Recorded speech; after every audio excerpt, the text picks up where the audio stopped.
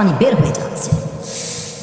বলছে দুধ নিয়ে আসো। দুধ খুব কড়া হয়তো বা থাকবে তার পেটে। দুধ নিয়ে আসছে। ওমরকে হালকা করে মাথাটা উঠিয়ে দুধ পান করানো হয়েছে। হাদিসে আসছে দুধ এই পাশ দিয়ে ঢুকে গলা দিয়ে নেমে বুক দিয়ে নেমে পুরো পেট কেটে দুই আধখান হওয়ার জন্য সবগুলো দুধ তার পেটের এই পাশ দিয়ে বের হয়ে গেছে।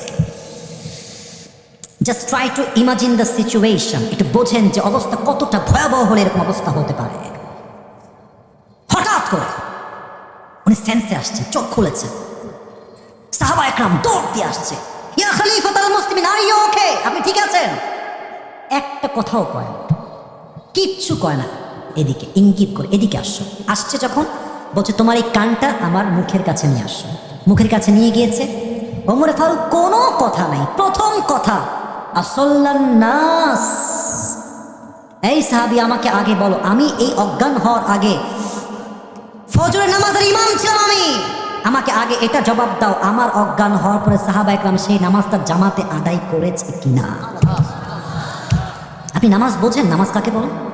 আপনি একবার ভাবেন যে নামাজটা কাকে বলে? আজকে হাজার হাজার যুবক মসজিদে আজান দেয় আর এলাকার মোড়ে মোড়ে মাঠে মাঠে পাবজি এবং ফ্রি ফায়ার খেলবে।